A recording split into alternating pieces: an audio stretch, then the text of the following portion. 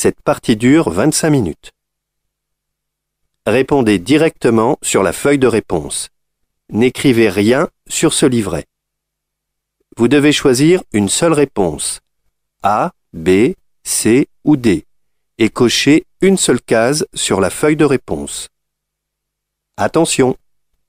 Si vous vous êtes trompé et avez, par exemple, coché la case B, cochez une nouvelle case et entourez cette case. Nous commençons. Tournez la page. Écoutez l'extrait sonore et les 4 propositions. Choisissez la bonne réponse.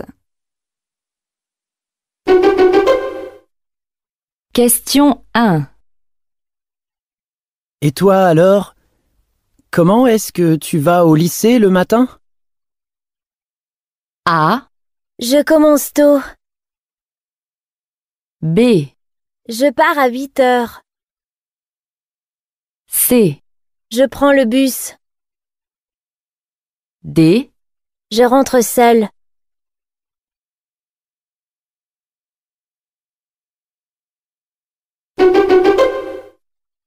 Question 2. J'ai oublié ma montre. Est-ce que vous avez l'heure, s'il vous plaît? A. Oui, il dure 45 minutes. B. Oui, il est midi moins 20. C. Oui, il ferme à 17 heures. D. Oui, il part dans 20 minutes.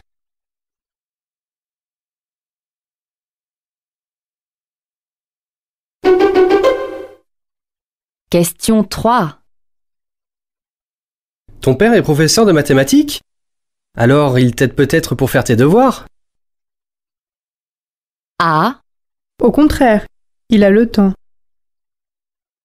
B. Désolée, j'ai beaucoup de travail.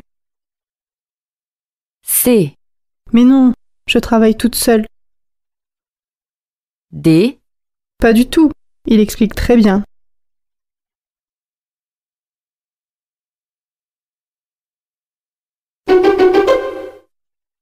Question 4. Pierre a réussi son bac. On organise une fête pour lui dimanche? A. Oui, c'est une excellente idée. B. Oui, j'adore aller au spectacle. C. Oui, j'aime beaucoup le week-end. D.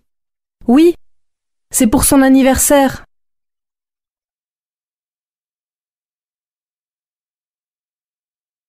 Écoutez le document sonore et la question.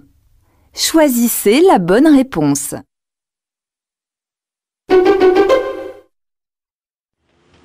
Tiens, Martin, quelle surprise! Il y a longtemps que je ne t'ai pas vu. C'est normal. Tu sais, j'ai trouvé du travail à Nice. Super! La mer, le soleil, c'est mieux qu'à Paris, non? C'est sûr, mais je suis un peu stressé par mes nouvelles tâches. Et le salaire, ça va?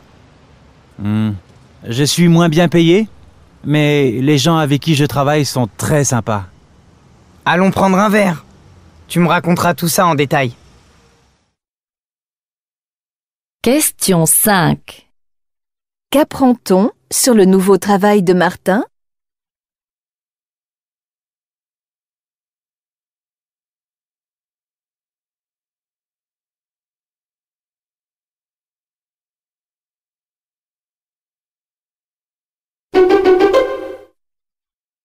C'est un vendredi que Gauthier Tout-le-Monde a débarqué sur son île déserte. Un îlot de 300 mètres sur 700 avec une jungle très dense qui abrite des gros lézards et des serpents. Gauthier Tout-le-Monde, patron d'une société d'édition, a décidé de vivre seul, quelque part du côté de Sumatra, loin de son bureau, pour faire la démonstration que travailler à distance est possible.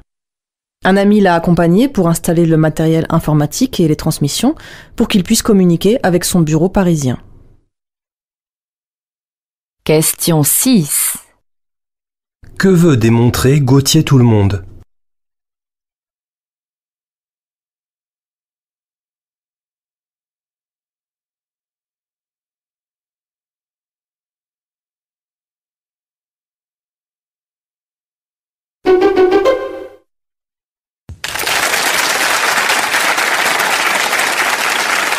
Bonjour Hélène. Bonjour. Ravi de vous accueillir avec Julien. Hélène, vous entrez tout juste en faculté à la Sorbonne. Quelle spécialité? Biologie. Biologie, ce qui veut dire que vous avez obtenu il y a quelques mois un bac S, je suppose. Exact. Oui. Les vacances se sont bien passées. Avez-vous eu le temps de vous reposer? Absolument. C'était mérité cette année particulièrement. Pour sûr, ouais. Qu'avez-vous fait pendant ces 2 mois et demi de vacances au moins? J'ai fait un tour en Europe. J'ai visité la Pologne, l'Autriche, les Pays-Bas et la République tchèque. Est-ce que vous êtes parti avec des amis? Non, juste la famille. Juste la famille, très bien. Question 7. Que fait Hélène actuellement?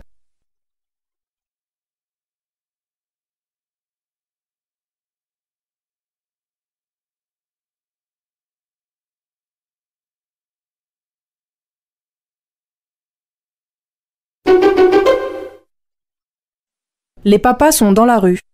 Ils voudraient que tous les pères d'Europe aient droit à 10 jours de congé paternité payés à 100%. En cette matière, les différences sont énormes entre les 27 pays membres de l'Union européenne. Un père belge a droit à 10 jours, mais il n'est pas payé à 100%. Un père allemand, lui, n'a rien. Question 8. Pour quelles raisons les pères manifestent-ils?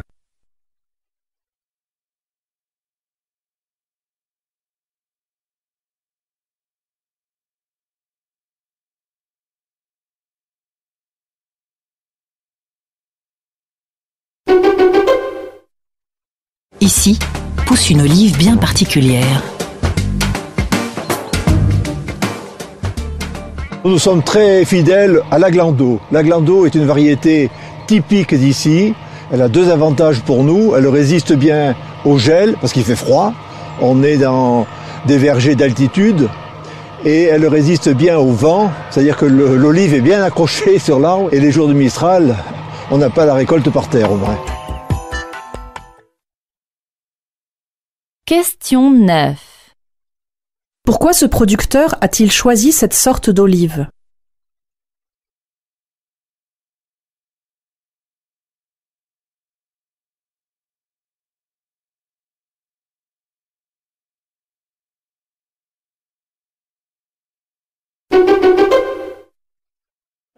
La bibliothèque idéale, qui en l'occurrence porte mon nom, puisque on m'a fait cet hommage et cette fleur, cette gentillesse, que d'avoir l'idée de me demander ce que seraient au fond mes titres préférés. Alors on a commencé par ratisser large, c'est la bibliothèque idéale d'Olivier Barrault, en langue française, évidemment. Nous sommes sur TV5 Monde, et cette bibliothèque idéale comprend une centaine de titres, pour un grand nombre d'entre eux venus de France et également de l'ensemble des pays qui s'expriment majoritairement ou partiellement en français. La période envisagée, c'est finalement de la chanson de Roland à nos jours, c'est-à-dire 1000 ans de littérature en langue française. Question 10. De quoi est composée cette bibliothèque?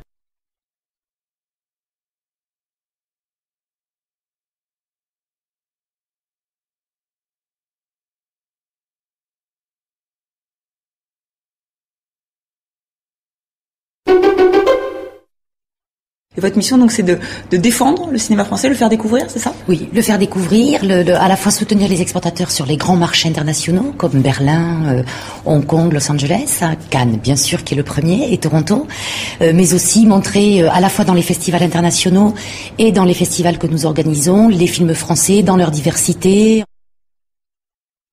Question 11. Que fait cette personne pour les films français?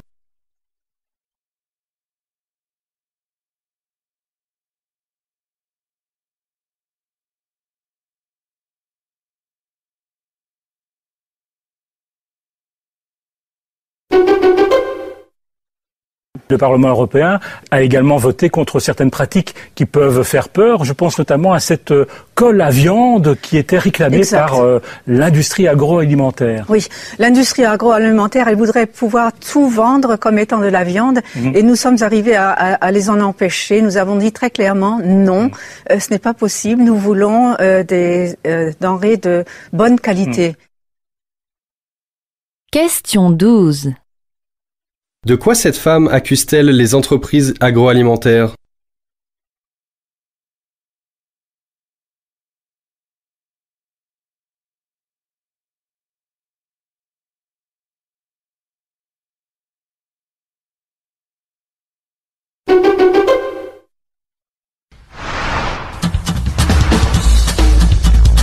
Découvrir la Joconde en évitant les files d'attente, retrouver en un clic une œuvre de Mozart ou accéder à l'intégralité des écrits de Victor Hugo, c'est désormais possible grâce à Europeana, la bibliothèque numérique européenne disponible sur Internet.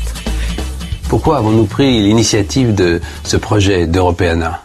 Parce que Google a annoncé à son de trompe en décembre 2004 son intention de faire une bibliothèque numérique universelle. C'était à certains égards magnifique.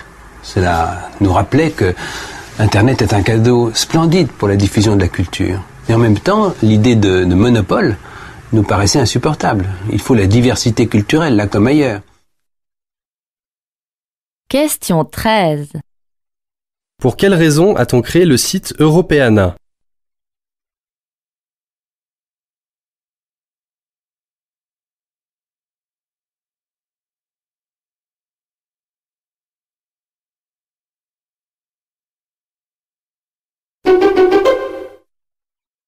Et nous recevons ce matin le dessinateur Stéphane Huette. Bonjour. Bonjour.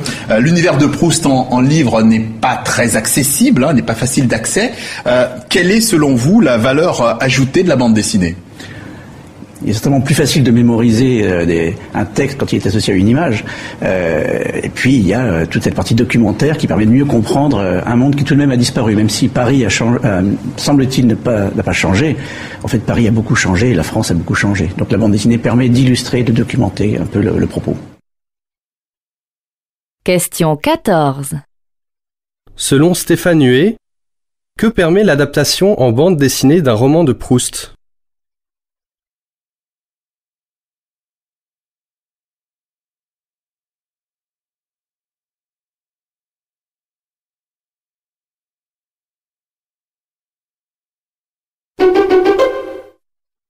Mon but était d'adapter tous les contes de Grimm, les 350 contes de Grimm. Mais pour ça, il me faudrait, je crois, 5 vies ou 6 vies. Puis j'ai pris du retard, puisque j'en ai fait que 3. J'en ai fait que 3 en 10 ans. Mais c'est certain, je continuerai. Je veux continuer cette aventure avec les frères Grimm, parce que, étrangement, en adaptant, entre guillemets, les frères Grimm, je fais mon œuvre.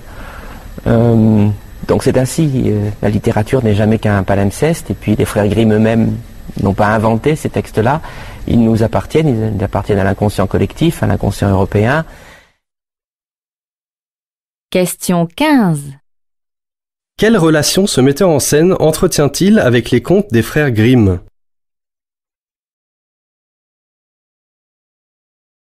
Lorsque vous aurez terminé, calculez votre...